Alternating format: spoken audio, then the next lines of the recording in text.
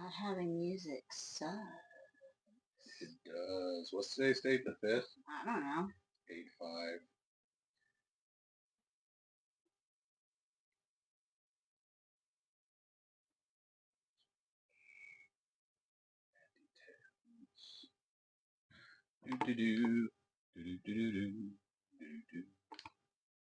Battery high. Okay. Phone 1 connected. That's right. You are connected. Done.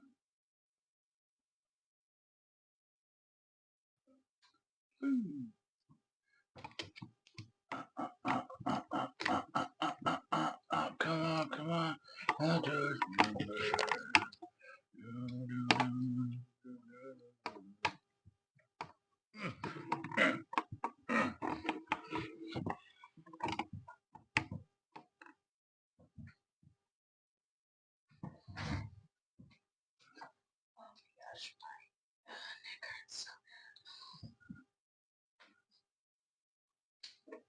I can't. It's just a. There you go. There's stuff. So it's Tuesday. Yay. She's been like on a roller coaster waiting for this exact moment. Everything I've done this week is Light does nothing. I mean, it might work better if it was on the other side. But... Maybe. Okay. We're just chilling. Okay. Anyway, hello ISFX. We are getting ready to do our Tuesday tips, specifically on 48-hour film races. You think that helps? I have no idea. Probably not. It just hurts our eyes. Just kidding. Okay, good morning. Sorry, well, afternoon. Jeez, afternoon. Good 1 p.m., everybody. So last week of summer for us. That means waking up like normal people now. Yeah. Okay, so we are Little Spark Films. We are an independent film company based in North Texas. I'm Joe. I'm Catalina. And we have made the finish line 5 times successfully for 48-hour film races. And for the past several weeks, we've been talking about why we feel 48-hour film races are important, why we've been giving tips on the formula of 48-hour film races, at least how we do it. And we're here today as our final 48-hour film race Tuesday tips. So we're going to recap 48-hour film races. Also, we, Little Spark Films, are starting our own 48-hour film race in Mansfield, the city of Mansfield. So that's in North Texas, Tarrant County. And our first one is going to be in November, but we are also going to be holding a mixer in October. Yeah, the mixer, we are encouraging people from who are veterans in film. If you work on film sets, feature films, in the commercial world, advertising, and we're also inviting people who have just thought that, hey, maybe filmmaking would be a cool outlet for me. I've never given it a shot. Let's try something fun. Yeah, and like you acted in high school or whatever, and you want to get back into acting. Anything like that, if you're interested in the film space. Even musicians who are just like, oh man, this is a different way of composing music, and now I can do score or something. Regardless of where your direction is, there's always going to be a place for somebody in the film world. And that's why we're going to have this mixer before we actually have our first kickoff party. So people can mix, mingle, create their teams, and see if you work well together. Yeah, start meshing. So you can form your team and join Little Spark Films, us on our journey of the 48-hour Sparks film race. And what is a 48-hour film race? 48-hour film race. You write, shoot, edit, turn in a completed short film in 48 hours. And the short film is roughly about, it depends on what film races you do, but our film race is going to be between, I want to say 5 to 7 minutes right now. We have a web page up called 48 Hour Sparks on our website, littlesparkfilms.net, and you can get all the information's up, and then soon we'll be setting it up to where people can start registering their teams to compete in this 48-hour film race.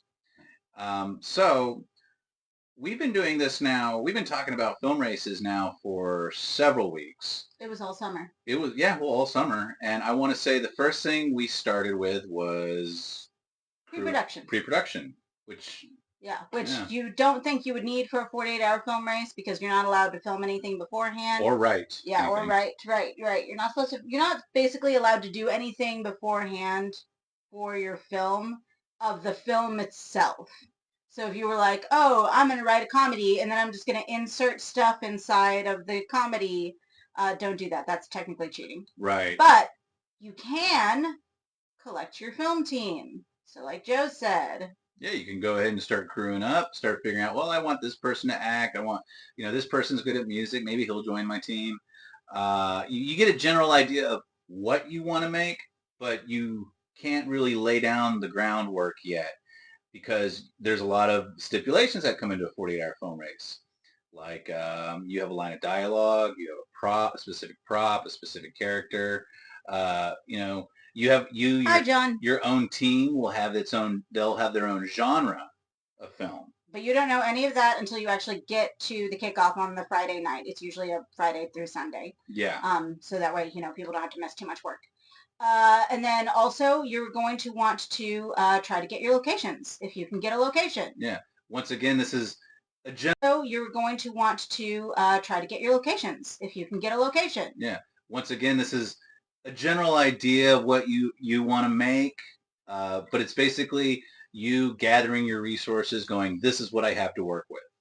But having a location does help you because then when it comes to writing the script, you go, oh, I have this restaurant for this many hours. Yeah. Oh, I have this corner store for 2 hours. So that way you can at least make your short film more interesting with locations. Yeah. So call in favors. So pre-production on a 48-hour film race is a lot different than pre-production on a commercial or a movie or anything else because like we keep repeating it. You cannot write or shoot anything before the race begins because you got to gather all your information. So after pre-production, we talked about. Oh, I wasn't done with pre-production. Oh, there's more pre-production. Well, we can starve them. That's fine. We only have so many other videos. But what else was there in pre-production? That was it. Besides gathering things? Starving your actors. Feeding them. Yeah, no, just making the shoot as impossible as possible. Well, yeah. Anyway, feed your crew. Gather your food. Get a Costco card. It's going to save your day. But no, feeding your crew is important on shoot day, which is going to be the shoot day. But you want to do that on the 48 during the 48 hours? Starve them? No, I'm saying you don't want to go grocery shopping during the 48 hours. No, you want to do that during pre-production. That's why it's part of pre-production. Oh, why did you say that? Well, anyway, so you're doing all this stuff during pre-production, and pre-production is the moment you register your team or you start working basically until the kickoff. Hi, Eric. The kickoff is going to be on the first day of the film race, which is when you find out what genre your team has, what the prop, line of dialogue, and character is going to be. Okay? So that's right when the people hosting the film race say, start your engines, go. They, fire the gunshot. That's when it begins. And then we talked about what we do on day one, which is what we like to do in our formula is write the script. We have a powwow, I would say, with the team, and we do our last little bit of coordinating, and we sit down and we write the script. Oh, during pre-production, you also want to make sure that you have one place where everyone can meet. Now, it doesn't have to be like, the place that you stay the entire weekend or the place that you shoot from or anything like that, but one location while you're doing the script. Right. And, well, yeah. Hi, Donald. That's pretty much it right there when it comes to writing. And you want to make sure you get enough sleep when you're done writing. Yeah, you're gonna be like super, super excited, so you're not gonna want to sleep. You need to sleep. Yeah. We learned that the hard way. Yeah. And, don't be afraid. The people that are joining you on this quest of a 48-hour film race, you know, they set their weekend up for you, and they're there to make the team make an awesome short film for the team. This is a fun effort, not something scary and it's work or anything. You guys are having fun. So trust me, everyone's going to be on board with doing what they can to get the best, possible film out of this weekend as possible. Yeah, and also listen to people what they have to say because sometimes they'll come up with something that you never would have thought of. Oh, you'll have a lot of great Because ideas. it's important to treat a 48-hour film race as an actual film set in the sense of it is a collaboration. Oh, yeah.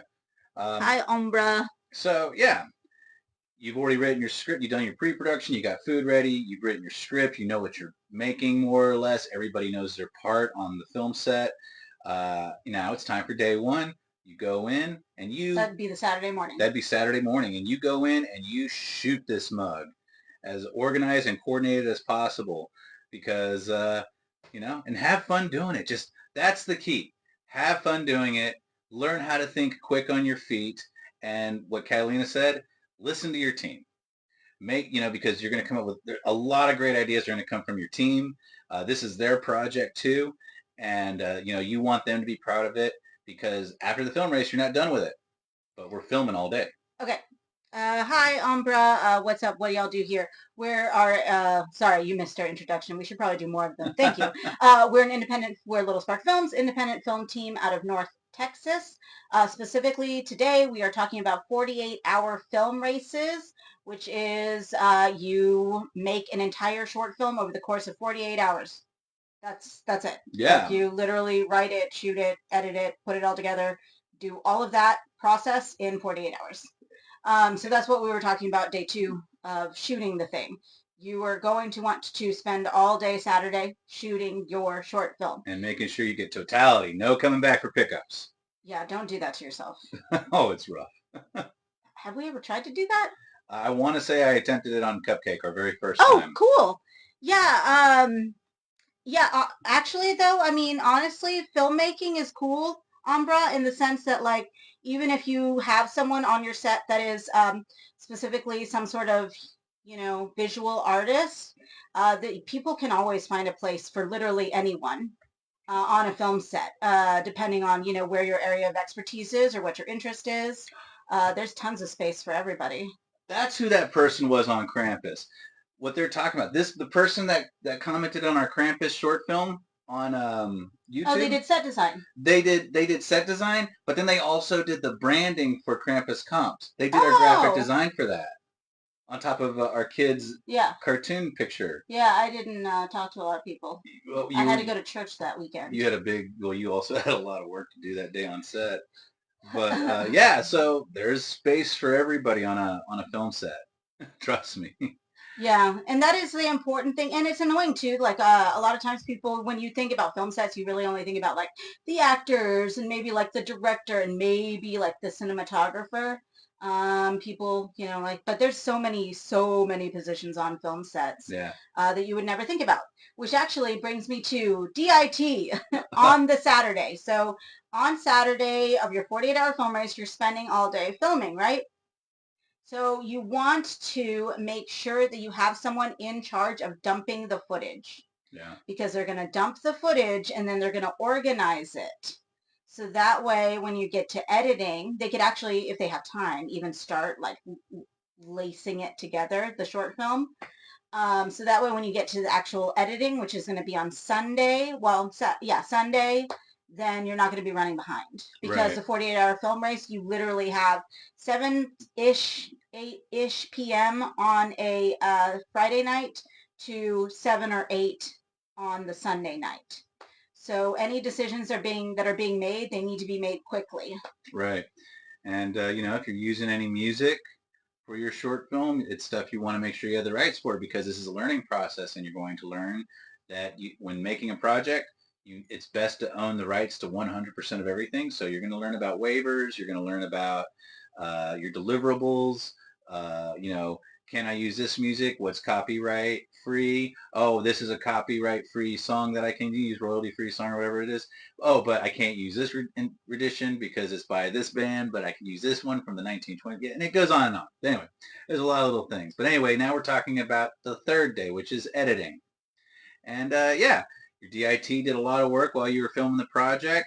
You got the last of your team, your post-production team next to you, which is typically your sound guy and your music guy and whoever's editing it.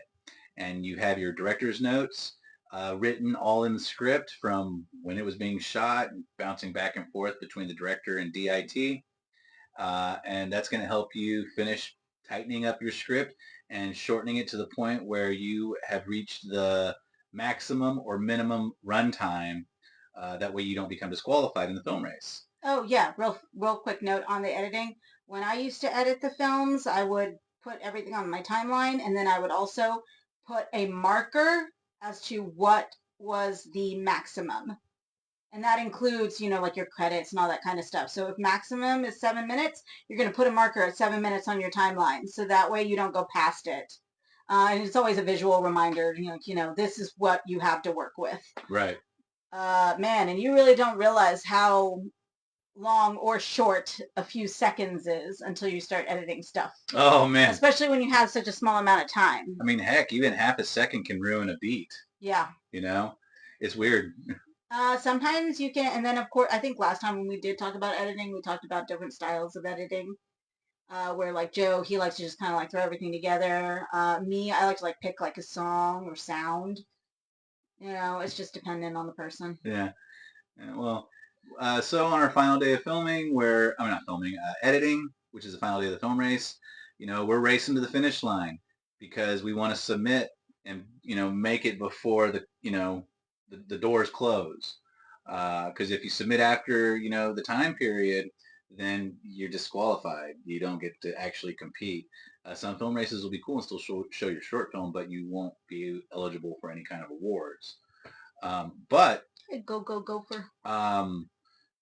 That's why DIT is so important because it helps you get a head start on organizing and editing for the final day to make the deadline of submission. And, all weekend long, you're still feeding people. On Sunday, you're still feeding people. Important caveats about 48-hour film races. Most, if not all, don't allow you to actually pay your cast and crew. As per like the rules, because they want it to be like as even playing field as possible. Right. So yeah, the least you can do since people are taking time out of their weekend to help you is make sure that they are fed and watered and all that kind of stuff. And another stuff. Great thing about feeding people and watering people while, the project's happening is that it will prevent them from leaving sets, leaving location, and being gone for hours on end and go, oh, I'm not on set anymore. Maybe I could run a few errands. And it's like, no, come back. We need you right now. The top clock's ticking. This literally happened to us on our last short film. It wasn't a 48-hour, but we did only have the location for a very small amount of time. It wasn't great. That guy knew lunch was on the way.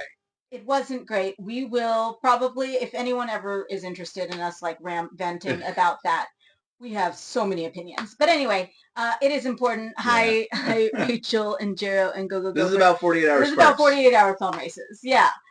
So just make sure you feed people. I always say, like, if you don't have a Costco card, you can go into Costco and get yourself a gift card. Put like, I don't know, $200 on it because money doesn't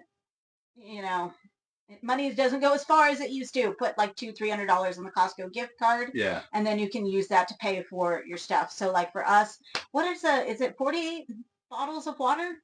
Yeah, it's like 42 to 48 bottles of water. At Costco, it's like a giant thing of bottle of water. It's like 48 for like $3. Yeah. So obviously, you want to spend your money wisely because you're not going to have a lot of it. A couple of cases will go a long way. It really will. Also, make sure that everyone labels their waters. Yeah. But anyway, good luck getting that to happen because I am that person that walks around sad going, whose water is this? It's only half. Those people are, anyway. Those people are gone. Anyway, so we've submitted our short film, and now it's time to just sit back and wait for the screening date. And yeah, it gets screened in a movie theater. And with 48 Hour Sparks, we're going to be screening our stuff at the Far Best Theater in Mansfield. It's a historical theater, and it's a really cool little grindhouse. We showed our Death World and the Daughters of Evil short film by our friend Natasha Pesqueta, and it was a lot of fun. We packed, we filled up the theater pretty well. But we're gonna have the kickup. I'm getting ahead of myself. I want to say like 5 things at once. The mixer. The mixer we're doing. Well, first of all, we're also starting our own 48-hour film race called 48 Hour Sparks. 48 Hour Sparks. There's going to be a mixer. There's going to be a mixer. Now it's your turn. You gotta have transitions. I gotta slow down. So if you go to our website, littlesparkfilms.net. Hi, Papa and Lucy. On littlesparkfilms.net, at the very bottom, you'll see a calendar. And Destiny's Child and Jackie. You will see where the kickoff's going to be, and it's going to be, or the mixer, it's going to be in Mansfield along with the film race. Now, you don't have to live in Mansfield to take part in the mixer or the film race. You can be in Dallas, or you can be anywhere you want. As long as you could be there, you have to attend in person. And come out, meet some friends. You can sign up for our mailing list at littlesparkfilms.net and stay updated on when these events are coming and going. When the doors open or the registration opens to sign up for the mixer, to sign your team up for the film race. And our first film race is this November. And it's going to be fun. And we are known, Little Spark Films is known for being alt programming, horror-based genre, avant-garde. But this is open to all styles of filmmaking because we are interested in, comedies, rom-coms, sports adventures, just whatever, all sorts of films. No sports. No sports. She doesn't like sports. I do sometimes. I like boxing. I'll watch The Sandlot. I'll watch The Sandlot and Rocky. I liked the steamy tennis movie. That was fun. That was fun. It wasn't really sports. That movie had me screaming. So, anyway, anything else? I don't know. I don't know. I mean, I think we might have something going on Saturday. Saturday? Yeah, there's something going on Saturday. So at Texas Latino Comic Con, we're setting up a booth. We're guests. It's a free event for the families. And yeah, there's going to be a lot of cool stuff there. A lot of artists and booths of like Artist Alley kind of stuff. It's all Latino based. And since we are Latino filmmakers, we get to be a part of the party. Okay, yeah, but that's kind of like a crash course of 48-hour film races, or at least how we do them. And we've done 5. We've gotten to the finish line every single time. And every single one of our, 4 out of the 5 short films. Well, wait, are they all on Troma now? Even Cupcake? Cupcake is not. Okay, yeah. So 4 out of the 5 are available on Troma now. So the cool thing about 48-hour film races is by the end of it, you have a complete short film. So if you're wanting to like dip your toe into filmmaking or you want to kind of like try it out, you've never done it before, a 48-hour film race is a good place to try it because at the end you will have a completed short film. And that in and of itself is important because a lot of times people can't finish their short films or music videos or projects at all, and you want to show that you can complete something. Also, it feels awesome. It like does. It feels really, really good when you finish something. You get to the finish line, it's done, and then depending on what kind of 48-hour film race that you're joining, for us, our 48-hour that we're starting, we are letting you keep your IP. We do not want to take anything from you. We want this to be like a fun, creative experience. Some 48 hours, they do keep your IP. So just read the fine print. It's important to read the fine print. But if you keep your IP, you take it and you move it somewhere else. Like I said, 4 out of the 5 of our short films, they're on Troma now. Yep. We get pennies every now and then. But Woo! But it's done. we've also submitted in the other film festivals. So I mean, it doesn't stop there. You can also turn it into something longer. It can be, you can take it and use it as a proof of concept if you wanted to make it into a feature. There's so many different things that can be done with a completed short film. Yeah. And that is why we wanted to start 48 Hour Sparks. So that way we could help people kind of get that first like step. Because once you get over that first step, then you can keep going. Right. It's fun. Definitely. And honestly, 48 Hour Film Races, they have helped us grow as filmmakers. And because of what we've learned doing 48 Hour Film Races, um, it's reflected in our work and in our attitude with other filmmakers and our work ethic as far as getting the project done. So there's a lot to take away from it, and we just really encourage that younger filmmakers um, dive in, give it a shot, see if this is someplace you want to be, and then go and meet new filmmakers and grow in the field and get a career. You know, don't work in a cubicle. Yep. And the state of Texas, actually, since back to we're based in Texas, the state of Texas is about to have a whole bunch of filming coming through, starting next month, actually. So it's going to be it's a very, very exciting time for filmmakers in Texas or people who are interested in film. I mean, even if you're like, oh, I don't really know anything, but I like the idea of catering, come out and talk to people. You know, I mean, I'm personally in charge of our catering and our DIT and our production manager, and I'm in charge of like holding all the paperwork and everything. So I'm actually doing multiple jobs. But like, it would be nice if someone else took some of that. Which last time, like our friend Lilith, she helped with that, which was really really nice. And she was our art director. Yeah, and she was our art director. So going out meeting people, it is important. Yeah. Because filmmaking is collaborative. Yeah. So we look forward to everyone, checking out our website and looking at what we have to say about 48 Hour Sparks. Sign up for our mailing list. We'll keep you updated on when everything opens. And, we want to meet everybody. We want to meet these new filmmakers. We're really excited to help get the ball rolling on your new path. Yay! Okay, my neck hurts. Bye. Bye.